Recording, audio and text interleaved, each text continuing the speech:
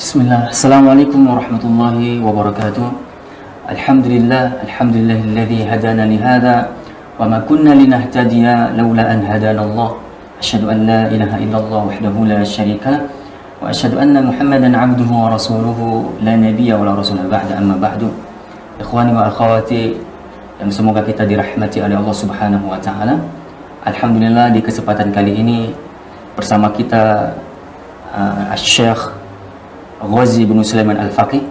Beliau adalah seorang syekh yang berasal dari Madinah Al-Munawwarah, yang sekarang beliau sedang bersama kita berkiprah di Aceh, bertepatan yaitu di Kabupaten Aceh Tengah, Takengon.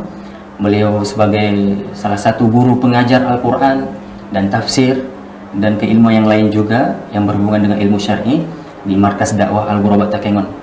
Beliau adalah juga salah satu dari anggota Pastroper sedunia yang alhamdulillah baru saja beliau menjadi pastroper, belajar langsung dengan saudara-saudara kita perintis, kawan-kawan perintis di Ayub Keng, Klaten. Saudaraku yang dirahmati oleh Allah Subhanahu wa taala, sedikit kami ingin memperkenalkan tentang beliau. Beliau adalah syekh yang bernama Syekh Ghazi bin Sulaiman Al-Faqih. Seperti yang kami katakan tadi bahwa beliau adalah dari Madinah Al-Munawwarah. Nah, beliau sebagai alim minal ulama yang berfokus dalam bidang Al-Quran dan juga apa yang berhubungan dengannya. Beliau punya pengalaman mengajar Al-Quran termasuk di Masjid Nabawi dan juga di beberapa negara Afrika seperti Benin ataupun juga Ghana, pernah juga mengajar di Maroko dan beberapa negara Afrika yang lain. Selama 3 tahun beliau berkiprah di sana di wilayah Afrika, dan secara garis besarnya beliau memang bergelut dalam dunia Al-Quran dan tahfiz.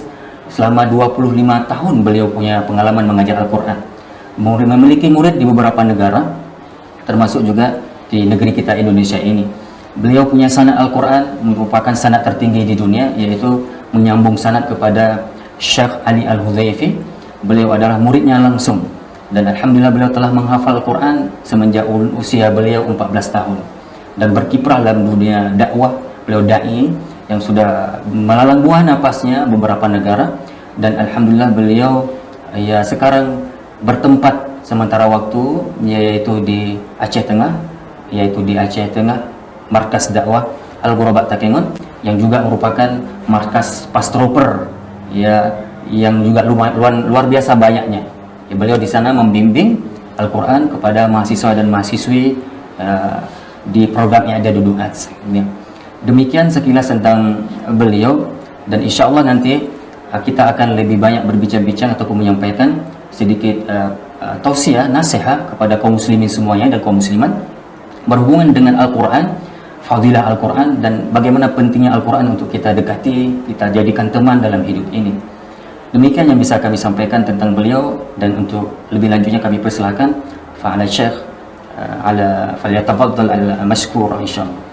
بسم الله الرحمن الرحيم. الحمد لله والصلاة والسلام على رسول الله وعلى آله وصحبه ومن والاه، أما بعد.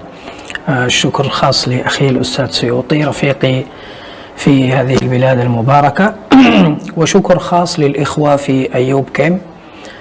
تشرفت كثيرا بزيارة هذا المركز المبارك الذي يهتم بأسلوب جميل جدا في العلاج الذاتي من الداخل. وهذه بعض الكلمات التي أقدمها لأعضاء هذا المركز المبارك ولجميع الأعضاء الذين ينتمون إلى هذا المكان تعلما وتعليما. سيكون الحديث معكم أيها الإخوة الأفاضل والأخوات الكريمات عن فضل كتاب الله عز وجل وأثره علينا. فالقرآن الله سبحانه وتعالى أنزله وجعل فيه بركة. هذه البركة منتشرة في القرآن، بركة في حفظه، بركة في تعلمه، بركة في فهمه، في فقهه. هذه البركة ستنعكس على حياتنا جميعا. الله عز وجل يقول: وهذا كتاب مبارك أنزلناه. هذه البركة الموجودة في كلام الله عز وجل تنعكس على كل شيء في حياتنا. لذلك نجد الذي يقرأ القرآن ليس مثل الذي لا يقرأه. النبي صلى الله عليه وسلم يصف حال الذي يقرأ القرآن والذي لا يقرأ القرآن كمثل البيت الخرب. البيت الخرب هو المليء بالهوام والحشرات والمصائب. Jadi beliau menyampaikan di dalam mukadimah penyampaian beliau, pertama beliau sangat bersyukur kepada Allah Subhanahu wa taala, dan di antara rasa syukur beliau kepada Allah Subhanahu wa taala ketika saya pribadi dapat menjadi teman beliau di Indonesia, di saat beliau dapat berkiprah dengan mudah ya, berdakwah di sini. Dan kemudian beliau juga bersyukur kepada Allah Subhanahu wa taala atas pertemuan yang sangat luar biasa, di mana beliau sangat berbahagia dapat bertemu dengan saudara-saudara ikhwah-ikhwah yang ada di Ayub Camp ini, bertepatan di Klaten ini, dan di mana beliau menyampaikan beliau merasa bangga, senang ketika melihat ada banyak anak muda di sini berkiprah fokus dalam hal yang sangat mulia, yaitu dalam bidang kedokteran ataupun kesehatan, pengobatan, di mana beliau ingin menyampaikan kepada kita semuanya, di sinilah sesuatu hal yang sangat menarik ketika saudara-saudara kita di Ayub Camp berkecimpung dan berkiprah dalam dunia kesehatan yang bersifat biomekanik. Dan ini sesuatu hal yang sangat menarik, yaitu pengobatan yang memang tidak butuh alat, ya, tidak butuh obat, tidak perlu yang namanya operasi, ya, tidak pakai jimat pastinya. Dan ini adalah sesuatu hal yang sangat dibutuhkan dalam kondisi umat Islam hari ini yang pasti tidak terlepas dari banyak penyakit. Ketika mendapatkan solusi dari PAZ, yaitu pengobatan tanpa obat, tanpa alat, tanpa operasi, dan juga ya tanpa jimat, ini adalah bersifat biomekanik. Dan ini sesuatu hal yang sangat membuat Syekh ini takjub, kagum dan bangga, dan sangat berbahagia juga bisa kemudian dalam beberapa hari sebelumnya beliau dapat menjadi anggota Pastor sedunia.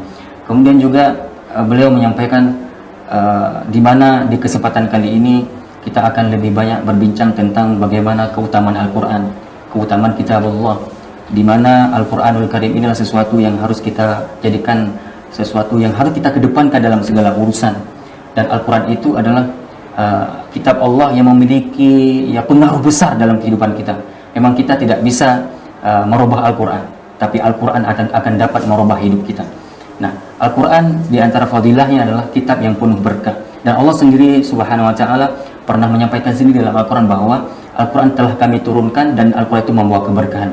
Maka orang yang dekat dengan Quran, orang yang berinteraksi dengan Quran, orang yang berhubungan dengan Quran akan sangat jauh berbeda dengan mereka yang tidak mendekatkan diri dengan Al-Quran. Orang yang mendekatkan diri Quran pasti akan mendatangkan keberkahan yang banyak disebabkan Quran ini. Maka saudaraku, beliau juga menukilkan tadi, menyebutkan bahwa dalam sebuah hadis Rasulullah sampai bersabda bahwa seseorang yang tidak ada bacaan Quran sedikit pun di kerongkongannya itu bagaikan orang, ya bagaikan posisi diilustrasikan oleh Rasulullah itu bagaikan rumah yang rapuh. Bagaikan rumah rapuh itu ya penuh dengan kelelawar, di dalamnya penuh kecoa, ya nggak kokoh, lembab, ya punya banyak laba-labanya ataupun semacam angkabutnya, ya ataupun apa tadi semacam ya, sarang laba-laba, ya. Dan kemudian dapat kita lihat bahwa rumah yang rapuh itu tidak menarik dipandang pastinya. Seperti itulah pribadi muslim yang dia tidak ada interaksi dalam kehidupannya dengan Al-Quran. ما نزال الحديث في عهد بشهر رمضان المبارك، والجميع عاش هذا الشهر بما فيه من جمال، وهذا الجمال لم يأتي إلا بشرف القرآن الكريم وما حواه من عجائب. والكثير منا كان يهجر القرآن قبل رمضان، لكن لما دخل رمضان كلنا أقبلنا على قراءة هذا الكتاب المبارك، فانعكست هذه السعادة التي في كتاب الله عز وجل على نفوسنا. Maka masih saja kita alhamdulillah di kondisi saat ini, yaitu di momentum Syawal kita baru saja meninggalkan bulan suci Ramadan, dan pastinya bulan suci Ramadan ini akan sangat membawa bekas positif kepada siapapun kaum muslimin yang menjalankan Ramadan dengan benar, di mana Ramadan itu sendiri juga adalah bulan yang sangat identik dengan Al-Quran, di mana kaum muslimin mungkin saja sebelum Ramadan mereka sudah berhubungan dengan Quran, mereka sudah bertadarus Quran, namun ketika Ramadan itu datang malah membuat kaum muslimin itu pasti akan lebih semangat dengan Al-Quran. Dan ini adalah bahagian daripada keagungan Ramadan itu sendiri, dan juga keagungan Ramadan itu tidak lepas daripada Al-Quran. Maka dari itu pastinya Ramadan itu adalah akan membawa hal yang sangat positif, energi positif kepada setiap muslim setelah melewati Ramadan. Di antara energi positif yang harus dimiliki bagi setiap muslim setelah menyelesaikan Ramadannya adalah yaitu dia tetap harus berinteraksi dengan Al-Quran, karena memang kita terdidik di Ramadan itu memang untuk selalu dekat dengan Al-Quran. Coba lihat tadi Syekh menyampaikan bahwa ada orang yang mungkin dia membaca Al-Quran dari sebelum Ramadan, namun ketika Ramadan tiba semangat untuk membaca Al-Quran itu maka lebih. dan maunya energi positif itu bisa bertahan sampai setelah Ramadan. نفوس الناس تكون طيبة في شهر رمضان لاجتماع شعيرتين من شعائر الإسلام الصيام وقراءة القرآن. Di antara ya syiar kita ketika kita di dalam Ramadan itu, tidaklah Ramadan itu memiliki syiar tersendiri kecuali ya ketika ada orang yang berpuasa di bulan Ramadan dan juga ada hidupnya suasana tadarus Quran di mana-mana. النبي صلى الله عليه وسلم يقول Nabi SAW bersabda, الصيام والقيام يشفعان لصاحبهما يوم القيامة. puasa dan juga Al-Quran, as-siyam wal Quran. النبي صلى الله عليه وسلم يقول الصيام والقرآن يشفعان لصاحبهما يوم القيامة. Nabi SAW bersabda dalam sebuah hadis, yaitu Al-Quran dan puasa ataupun puasa dan Al-Quran nanti mereka akan tampil pada hari kiamat sebagai pemberi syafaat kepada siapa saja yang berpuasa dan juga yang membaca Al-Quran. الصيام الجميع يصوم والصيام هو الإمساك عن المفطرات. Semua kita pasti berpuasa, di mana kita menahan diri untuk tidak makan dan minum dan juga tidak melakukan hal yang dapat membatalkannya dari terbitnya dari fajar sampai ke terbenam matahari. وكذلك الصيام عن الذنوب والمعاصي. Ya, juga puasa itu ya bermakna untuk menahan diri untuk tidak melakukan maksiat dan dosa-dosa. من صام رمضان فقط وليس له منه إلا الجوع والعطش. Maka siapa saja yang dia berpuasa namun dia cuma hanya menahan diri dari makan dan minum saja, ولم يكن له حظ من الصيام من المعاصي والذنوب. namun dia tidak menjaga diri, tidak berpuasa dari melakukan dosa ya ataupun juga maksiat, لم يصل للمعنى الحقيقي من شهر رمضان. maka dia tidak memperoleh, tidak meraih makna dari yang hakiki dari puasa Ramadan itu sendiri. كتب عليكم الصيام كما كتب على الذين من قبلكم لعلكم تتقون. Di mana Allah Subhanahu wa taala telah berfirman dalam Al-Qur'an bahwa puasa itu telah diwajibkan kepada kita dan juga telah diwajibkan kepada orang-orang sebelum kita, dan hasil dari Ramadan itu adalah akhirnya kita harus menjadi orang-orang yang bertakwa. التقوى هي حاصل هذا الصيام. Nah, takwa itu sendirilah hasil dari puasa itu sendiri. من صام فقط عن الجوع والعطش ولم يصم عن المعاصي والذنوب. Maka dari itu siapa saja setiap muslim yang dia hanya mampu berpuasa dari makan dan minum, namun dia tidak berpuasa dari dosa dan juga maksiat, لن يتحصل على التقوى. maka dia tidak akan pernah mendapatkan hasil dari Ramadan itu sendiri. Dia tidak meraih cita-cita puasa yaitu takwa. في هذه الآيات آيات رمضان الله عز وجل ذكر القرآن. Maka dalam surah yang sama, dalam ayat yang sama juga Allah sebutkan tentang Al-Quran. شهر رمضان الذي أنزل فيه القرآن Di mana Allah telah menurunkan Al-Quran di bulan Ramadan. هدى للناس. Untuk apa Allah turunkan Al-Quran? Untuk menjadi petunjuk bagi manusia. هناك ارتباط بين شهر رمضان وبين القرآن. Maka ada satu relasi antara Al-Quran dengan bulan Ramadan itu sendiri. جاء هذا الشهر كاملا ليعلمنا الله سبحانه وتعالى فيه كيف نربي أنفسنا على صيام جوارحنا عن كل شيء. Di mana puasa itu seakan-akan menjadi pendidikan tersendiri bagi kita, pendidikan langit untuk setiap muslim, untuk supaya kita terdidik bagaimana dapat mampu menjaga sesuatu maksiat dan apapun dosa selama 1 bulan penuh itu. وجاء القرآن ليربي نفوسنا من الداخل.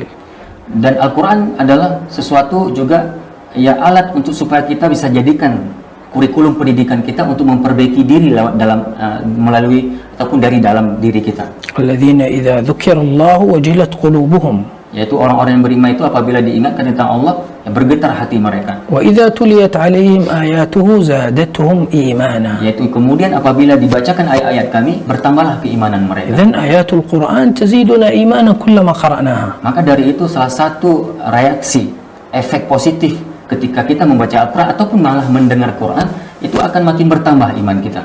نستطيع أن نعيش بقية حياتنا قريبا من رمضان، لن يكون مثل رمضان لكن قريبا من رمضان.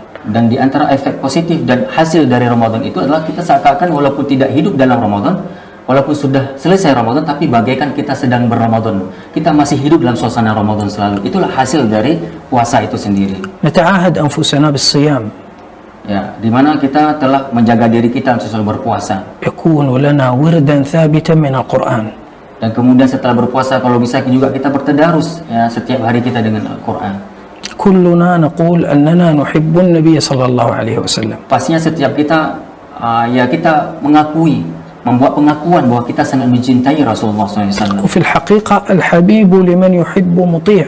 Maka pada hakikatnya tidaklah dikatakan orang itu mencintai seseorang kecuali dia harus mentaati seseorang yang ia cintai itu. كيف كان النبي صلى الله عليه وسلم يعيش بقية أيامه؟ Maka coba kita lihat bagaimana kehidupan Rasulullah di dalam menjalani kehidupannya. علمنا وكان يقول صلى الله عليه وسلم Di mana SAW Rasul kita mengajari kita, تعرض الأعمال يوم الاثنين والخميس وأحب أن يعرض عملي وأنا صائم. di mana kata Rasulullah SAW dalam sebuah hadis bahwa akan diangkat amal setiap manusia itu di hari Senin dan Kamis. Maka aku sangat suka berpuasa di hari tersebut. كان يحث على صيام الأيام الفاضلة مثل 3 أيام من كل شهر. Dan juga Rasulullah memotivasikan umatnya untuk menjaga puasa-puasa sunnah yang lain, seperti misalnya puasa 3 hari di pertengahan bulan, ya, di setiap bulan Hijriah. كيف كان حاله مع القرآن صلى الله عليه وسلم؟ Maka juga coba kemudian kita perhatikan di sisi yang lain bagaimana hubungan Rasulullah dengan Al-Quran setelah Ramadan. يا أيها المزمل قم الليل إلا قليلا. Di mana Allah perintahkan kepada Nabi kita untuk bangun di setiap malam, ya, melakukan sholat dan membaca Al-Quran. النبي صلى الله عليه وسلم كان يعيش القرآن في الليل. Di mana Rasulullah membiasakan dirinya untuk menghidupkan suasana Al-Quran di malam hari. الناس نيام والحبيب صلى الله عليه وسلم قائما. Di mana manusia pada saat itu dalam keadaan tidur nyenyak, namun Rasulullah malah di saat orang sedang tidurnya beliau bangun untuk berinteraksi dengan لم Al-Quran. يكن قيامه كقيامنا. Pastinya tidaklah membangun malam Rasulullah itu, suasana Rasulullah di saat malam tidak seperti yang kita lakukan saat في ini. موقف واحد قصه علينا أحد الصحابة رضي الله عنه. Dalam sebuah peristiwa ataupun ya, kejadian Rasulullah pernah melakukan, dan ini diriwayatkan oleh salah seorang في sahabat. ركعة واحدة قرأ سورة البقرة وسورة آل عمران وأكثر سورة النساء. Di mana Rasulullah pernah diriwayatkan untuk satu waktu itu di rakaat pertama salat malam Rasulullah membaca di rakaat pertama surah Al-Baqarah disambung dengan surah Ali Imran dan beberapa ayat dari surah An-Nisa. قرابة 5 أجزاء في ركعة واحدة.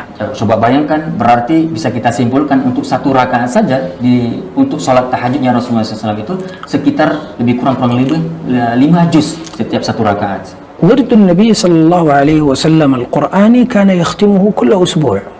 Jadi di antara wirid Rasulullah SAW semasa hidupnya adalah beliau mengkhatamkan Quran itu selama 1 pekan itu ya sekali.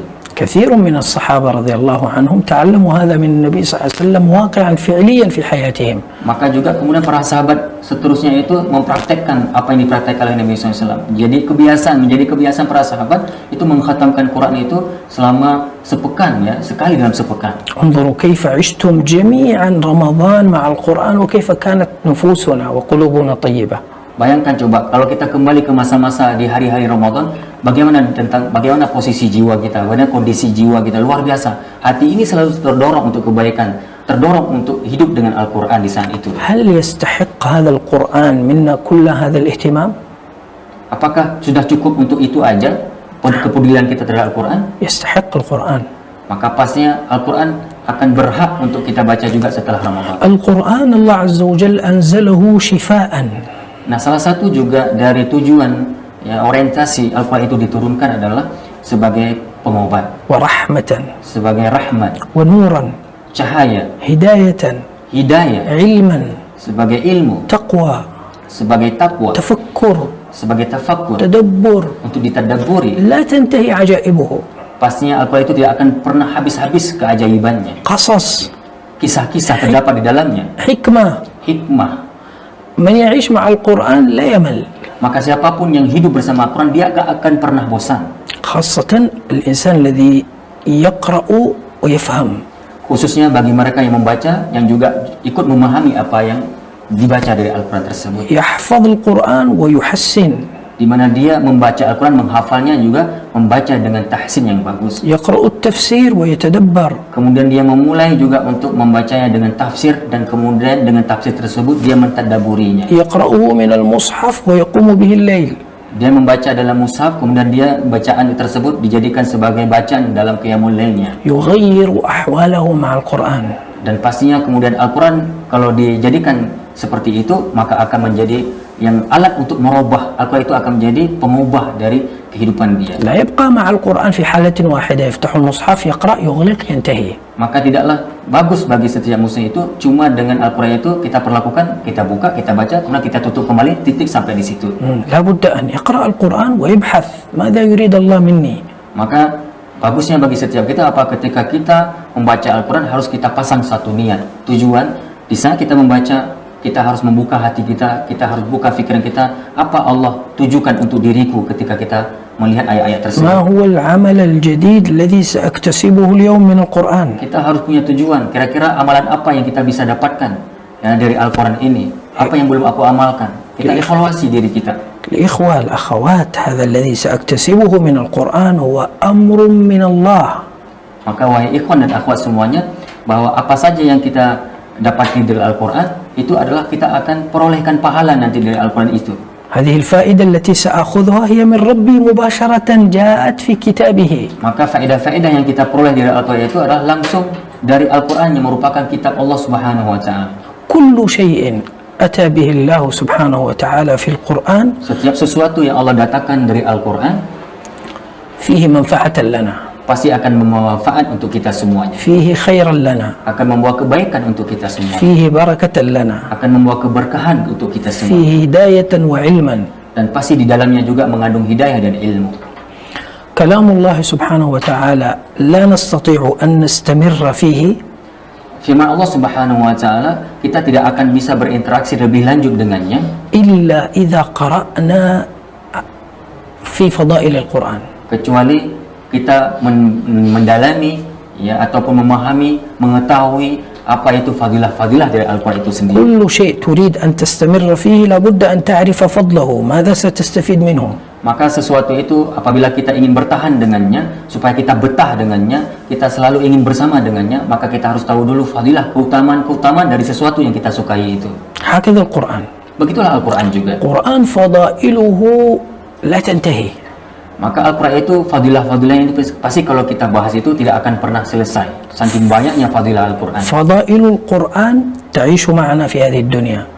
Ada fadilah Al-Quran yang memang itu bisa kita dapatkan di kehidupan dunia kita ini. فضائل القرآن تأتي معنا عند الموت. Ada yang juga terkadang fadilah Al-Quran itu akan terasa keutamanya itu di saat kita sedang menghadapi kematian. فضائل القرآن تنزل معنا في القبر. Fadilah Al-Quran juga bisa datang hadir di saat kita berada di alam kubur. فضائل القرآن تأتي معنا في أرض المحشر. Fadilah Al-Quran bisa saja datang nanti ketika kita di tengah-tengah padang mahsyar. فضائل القرآن تأتي معنا في الصراط. Dan Al-Quran juga bisa menjadi syafaat yang menjadi fadilah untuk kita bagi yang membacanya di saat kita sedang berada di sirat. فضائل القرآن تأتي معنا حتى ونحن في الجنة. Dan Al-Quran juga akan datang sebagai fadilah. Fadilah Al-Quran itu akan berefek sampai bahkan kita sedang berada di surga sekalipun. فضائل القرآن في الدنيا النبي صلى الله عليه وسلم يقول خيركم من تعلم القرآن وعلمه. Di sisi fadilah yang berhubungan dengan fadilah Al-Quran yang ketika kita berada di dunia, di mana Rasulullah bersabda sebaik-baik manusia yang begitu banyak di atas muka bumi ini adalah mereka yang belajar Quran dan juga yang mengajarinya. فضائل القرآن تأتي معنا عند الموت. كثير من أهل القرآن ماتوا وهم يقرؤون القرآن فكانت خاتمتهم حسنة. Nah, di antara juga fadilah Al-Quran terhadap orang yang menghadapi sakaratul maut ataupun kematian adalah di saat dia menghadapi sakaratul maut itu dia menghadapi dengan mudah dalam keadaan husnul khatimah, ditandai dengan mungkin saja di saat dia meninggal Al-Quran itu masih terlantunkan dengan refleks. فضائل القرآن تنزل مع صاحبه في القبر. Dan di antara contoh bahwa fadilah Al-Quran juga bisa hadir di saat kita berada di dalam alam kubur. الإنسان في قبره حينما يستيقظ بعد سؤال الملائكة له Yaitu setiap manusia nanti di saat ditanyakan oleh malaikat pertanyaan kepadanya, كما ورد في الحديث sebagaimana terdapat riwayat dari hadis, أنه يأتيه رجل جميل yaitu akan didatangi oleh Allah nanti seseorang yang sangat ganteng, sangat indah, sangat cantik. فيسأله من أنت. Kemudian orang ini akan bertanya kepada orang ini, siapa kamu? فيقول أنا عملك الصالح. Aku adalah amal solehmu. كيف لو كان عملك الصالح غالبه مع القرآن. Nah, bayangkan bagaimana amal soleh kita itu lebih banyak berhubungan dengan Al-Quran. كيف سيكون جمال هذا الإنسان. Bagaimana keindahan si orang yang akan didatangkan di alam kubur nanti pasti akan lebih indah lagi. كيف سيكون جمال هذا الشخص الذي سيؤانسك في قبرك. Bayangkan bagaimana orang yang nanti akan menemani kita di alam kubur indahnya dan gantengnya. فضائل القرآن تأتي معنا في أرض المحشر. Nah, juga Fadilah Al-Quran akan Allah hadirkan di saat kita berada di padang mahsyar. في أرض المحشر كل من تحب سيهربون منك. Di mana di padang mahsyar nanti setiap orang yang mencintai kita dan yang kita cintai akan saling berlarian satu sama yang lain. يقول الله عز وجل يوم يفر المرء من أخيه. Allah Subhanahu wa taala berfirman, di mana hari kiamat nanti hari di mana setiap orang itu akan saling berlarian satu sama yang lain. وأمه وأبيه. Suami istri juga akan saling bertengkar, akan saling bercerai. وصاحبته وبنيه. Dan juga seorang ibu atau seorang istri akan berjauhan, berlarian dari anaknya. هناك نفسي نفسي. Di sini adalah akan muncul orang nanti individual. Mereka nafsi-nafsi. هناك سيحتاج كل واحد منا إلى حسنة واحدة. Di sinilah setiap orang akan sangat butuh kepada satu kebaikan. هناك الله سبحانه وتعالى يأتي بالنار ولها 70,000 زمام.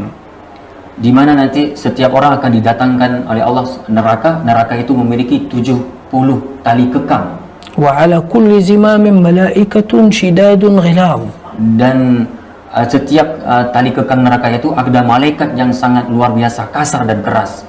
لأن النار متوحشة جدا إذا لم يمسكها هؤلاء الملائكة ربما تبتلع كل من في أرض المحشر. Maka neraka itu sangatlah beringas. Dia akan melahap siapapun. Seandainya dia tidak dikekang oleh malaikat, maka dia akan melahap siapapun orang-orang yang ada di padang mahsyar. في ذاك الوقت الله عز وجل يصف ذاك الموقف فيقول وترى كل أمة جاثية أي يسقطون على ركبهم من الخوف. Maka pada saat itu dalam kondisi yang luar biasa mengerikan, manusia pada saat itu duduk dalam keadaan tersungkur karena ketakutan. بل وبعضهم ينظرون من طرف خفي ينظرون من أطراف عيونهم من شدة الخوف من Di النار. antara mereka karena saking takutnya dan menakutkan keadaan tersebut sampai mereka harus memandang suasana akhirat itu dengan ujung mata mereka karena saking takutnya. وهناك إما جنة أو نار. Karena mereka khawatir kalau nggak neraka ya pasti, kalau nggak surga ya pasti neraka. ففي ذاك الوقت النبي صلى الله عليه وسلم يقول Maka di saat seperti itu Rasulullah pernah bersabda, يأتي القرآن شفيعا لأصحابه يوم القيامة. maka Al-Quran akan tampil sebagai pembela, penolong, pemberi syafaat bagi siapapun yang menjadikan Quran sahabatnya. كم هي فرحة أهل القرآن حينما يأتي القرآن يشفع لهم في ذاك الخوف. Maka alangkah bahagianya pada saat itu nanti ahlul Quran ketika Al-Quran tampil sebagai penolongnya nanti pada hari kiamat, di saat orangnya merasa ketakutan, merasa sangat khawatir akan dirinya apakah neraka dan surga, namun akan ada penyujuk hati yang akan menyejukkan hati setiap muslim, yaitu Al-Quran akan tampil sebagai penolong nanti. فإذا جاء وقت سيرهم من على الصراط. Maka apabila nanti datanglah masa untuk dipersilakan untuk melewati sirat oleh Allah Subhanahu wa النبي taala. صلى الله عليه وسلم يصف أن من الناس من يمر عليه مثل الريح. Di mana Rasulullah SAW pernah menyifati keadaan orang-orang yang melewati titik jembatan ini, sirat ini, yang mereka itu lewat bagaikan sekejap angin berlalu kencang. ومنهم مثل الجواد السريع. Ada yang seperti Jawad Syariah ini, الخيل الذي يجري بسرعة. seperti kuda yang berlari kencang. ومنهم من يجري ومنهم من يسحب Ada yang berlari, ada yang jalan, ada yang merangkak. هذا كله مرتبط بأعمالهم في الدنيا. Dan semua ini keadaan tergantung dengan amalannya ketika di dunia. وكلما كانت أعمال هذا العبد صالحة كلما كان مسرعا على الصراط. Maka setiap hamba apabila dia semasa hidup dunia beramal soleh, makin banyak amal solehnya, bagus amal solehnya, maka makin akan cepat dia nanti dalam melewati jembatan sirat itu. هذا القرآن الذي شفع لصاحبه في أرض المحشر Nah, Al-Quran yang nanti juga akan tampil sebagai pemberi syafaat di padang mahsyar, لا بد أن يكون له أثر على صاحبه وسرعته من على الصراط. pastinya akan juga membawa efek kepada setiap orang yang membaca Al-Quran kepada yang namanya sirat juga. Tidak hanya mendapatkan syafaat, Al-Quran tidak hanya tampil sebagai penolong di padang mahsyar, pasti Al-Quran juga akan membawa efek baik, pengaruh baik kepada setiap orang ya di saat dia melewati jembatan sirat. كذلك هذا القرآن فضائله مع أهل الجنة حينما يدخلون الجنة. Dan fadilah Al-Quran juga akan diperoleh bagi siapapun ya ketika mereka bahkan sedang berada dalam surga sekalipun. يقال لقارئ القرآن Yang dimana Rasulullah pernah bersabda akan dikatakan kepada orang-orang yang menghafal Quran, membaca Al-Quran semasa hidupnya, اقرأ bacalah, ورتل tartilkan, وارتقي dan tingkatkan hafalanmu, bacalah lagi, كما كنت ترتل في الدنيا. seperti engkau pernah membaca, menghafalnya waktu di dunia dulu. فإن منزلتك عند آخر آية كنت تقرأها. Karena sesungguhnya derajatmu di surga ini adalah di kapan di batas hafalnya engkau baca ataupun di batas bacanya engkau pernah baca waktu di dunia. هذه الفضيلة لأهل القرآن. Dan inilah fadilah untuk ahlul Quran. إنسان يحفظ جزءا Contoh misalnya seseorang yang menghafal satu juz, يتقنه dia menghafalnya dengan lancar. يوم القيامة سيأتي به الله عز وجل وهو في الجنة ليختار منزلته على حسب الآيات التي معه. Maka nanti orang ini akan dimasukkan oleh Allah ke dalam surga, dan posisinya di surga derajatnya itu sederajat, setingkat jumlah hafalan, jumlah ayat yang ia. كل آية سيقرأ سيرتفع درجة. Maka setiap ayat yang dibaca satu ayat akan naik satu tingkat, satu derajat. Dua ayat naik dua derajat. Begitulah seterusnya dan seterusnya. درجات الجنة ما هي المسافة التي بينها؟ Nah, bagaimana itu derajat satu sama yang lain di dalam surga? Yaitu antara satu surga dengan surga yang lain النبي tingkatnya. صلى الله عليه وسلم يقول ما بين الدرجة والدرجة كما بين السماء والأرض. Yaitu perbedaan jaraknya antara satu tingkat dengan tingkat yang lain adalah bagaikan jauhnya langit dan bumi. هل النعيم واحد الذي هنا والذي في الأعلى؟ Apakah kenikmatan di satu surga dengan surga yang sama? Atau satu aja, semua sama isinya? يختلف النعيم. Tentunya akan berbeda isi surga tersebut. Beda tingkatan, beda keadaan kenikmatannya. الله عز وجل يقول انظر كيف فضلنا بعضهم على بعض وللآخرة أكبر درجات وأكبر تفضيلا. Dan itu Allah sendiri yang nyatakan dalam Al-Quran. Perhatikanlah nanti pada hari kiamat kelak, di mana penduduk surga itu satu sama yang lain mereka akan mendapatkan keadaan yang berbeda, dan makin beda tingkatan, makin beda juga nikmat yang Allah berikan kepada setiap hamba. هل درجة الذي يحفظ جزءا مثل الذي يحفظ جزئين؟ Apakah derajat orang yang menghafal satu juz akan sama dengan orang menghafal dua juz? هل الذي يحفظ نصف القرآن مثل الذي يحفظ القرآن كاملا؟ Apakah sama derajat orang yang menghafal setengah Al-Quran dengan orang yang menghafal Al-Quran dengan sempurna 30 juz? هذه فضيلة أكرم الله عز وجل بها من يحفظ القرآن. Inilah fadilah pastinya yang akan disediakan oleh Allah kepada siapapun yang menghafal Quran. هذه الفضائل كلما قرأناها Maka setiap fadilah-fadilah, setiap kita membaca fadilah tersebut, كلما استمر معنا الحماس ألا ننقطع عن القرآن. maka pastinya fadilah tersebut akan membuat kita termotivasi selalu dan selalu tidak akan pernah mau berhenti berhubungan dengan Al-Quran. حتى أن عائشة رضي الله عنها Bahkan sampai Aisyah radhiyallahu anha, فقيهة رضي الله عنها beliau adalah orang yang sangat faqih di antara para sahabat, استنبطت أن عدد منازل الجنة بعدد آيات القرآن من هذا الحديث. beliau mengistimbatkan sebuah hukum di dalam Al-Quran, di mana beliau menyimpulkan bahwa derajat surga nanti di hari akhirat sederajat jumlah ayat Al-Quran yang Allah turunkan ke muka. معنى ذلك أن أهل القرآن الذين يحفظون القرآن كله سيكونون في أعلى الدرجات من الجنة. Berarti kesimpulannya apa? Siapa saja yang menghafal Quran 30 juz, maka berarti dia logikanya apa? Dia akan mendapatkan surga yang paling tinggi derajatnya nanti. نسأل الله سبحانه وتعالى أن يبلغنا وإياكم. Maka kita memohon kepada Allah Subhanahu wa taala, semoga Allah menjadikan kita menyampaikan fadilah ini, tersampaikan semua fadilah itu terhadap kita, dan kita menjadi orang-orang yang kemudian termotivasi selalu. وأن يجعلنا من أهل الجنة. Dan Syekh juga berdoa kepada Allah untuk kita semuanya, semoga kita menjadi penduduk surga semuanya. حفظ القرآن أيها الإخوة ليس أمرا سهلا. Menghafal Quran, saudaraku semuanya, bukanlah perkara yang mudah, وليس أمرا صعبا. tapi juga bukan perkara yang sulit. إذن القرآن يحتاج منا إلى مداومة وصبر. Maka yang paling terpenting adalah mau susah mau mudah, bagi kita harus selalu ada mudawamah, harus ada continue, harus ada rutin, ada selalu kita berinteraksi dengan istimrar, berkelanjutan, dan harus ada kunci berikutnya yang kesabaran. القرآن يحتاج إلى تقسيم الأهداف. Maka Al-Quran itu punya tujuan, harus ada pembahagian, harus ada target-target yang harus kita capai. جعل الإنسان له هدف قريب. Harus ada target waktu dekat. يقول سأحفظ 3 أجزاء. Misalnya saya harus menghafal 3 juz. أتقن. Saya harus menghafal dengan lancar. ثم يجعل هدف نصف القرآن. Kemudian tingkatkan setengah Al-Quran targetnya. يتقن. Kemudian kita menghafalnya dengan lancar juga. ثم ينتقل أن يحفظ القرآن كاملا. Kemudian tingkatkan lagi untuk menghafal Al-Quran secara sempurna 30 لو juz. جاء ملك الموت وأنت النية عندك أن تحفظ القرآن كاملا Maka seandainya nanti malaikat maut datang menjemput kita untuk supaya kita dipisahkan dengan dunia ini, dan kita dalam kondisi sedang dalam niat ingin menghafal Quran, وأنت مستمر في العمل dan kita dalam keadaan selalu beramal dalam praktek menghafal Quran, tidak berhenti dalam menghafal Quran, سيأتي ملك الموت وأنت قد حفظت آيات كثيرة. maka ketika malaikat maut datang, kita dalam keadaan sudah menghafal ayat-ayat yang sangat banyak. يوم القيامة سترتفع على حسب هذه الآيات. Maka nanti pada hari kiamat kita akan mendapatkan derajat sesuai tingkatan hafalan yang telah kita, sejumlah hafalan yang telah kita hafal. سيبقى أمر النية إلى الله. Dan kemudian masalah niat akan kita kembalikan kepada Allah. Kita nanti akan diberikan pahala sesuai dengan pahala niat kita, walaupun kita tidak menyelesaikan hafalan kita 30 juz karena sudah duluan ditakdirkan Allah untuk berpisah dari أليس الله يقول أليس النبي صلى الله عليه وسلم يقول إنما الأعمال بالنيات وإنما لكل امرئ ما نوى. Bukankah Nabi kita SAW pernah juga bersabda bahwa setiap amal itu tergantung niat, ya, dan setiap pahala yang akan kita peroleh itulah tergantung juga kepada niat kita. لعل الله سبحانه وتعالى أن يكافئنا بنياتنا فيجعلنا في درجات حملة القرآن. Maka semoga Allah Subhanahu wa taala akan membalas kita setiap kebaikan dan termasuk apa yang telah kita niatkan, walaupun kita belum dapat mencapai apa kita niatkan. Mudah-mudahan nanti Allah tetap menjadikan kita sebagai ahlul Quran, ahlullah di hari kiamat dengan niat yang telah kita tanam dari awal. لكن النية لا تبقى محبوسة في الصدر. Pastinya niat itu tidak hanya terpenjara saja di dalam hati. النية لابد أن يلزمها سعي. Pastinya niat itu harus ada konsekuensi niat, yaitu ada ikhtiar, harus ada langkah-langkah pasti yang harus kita lakukan. مثال Seperti نويت أن أصلي kita berniat untuk sholat.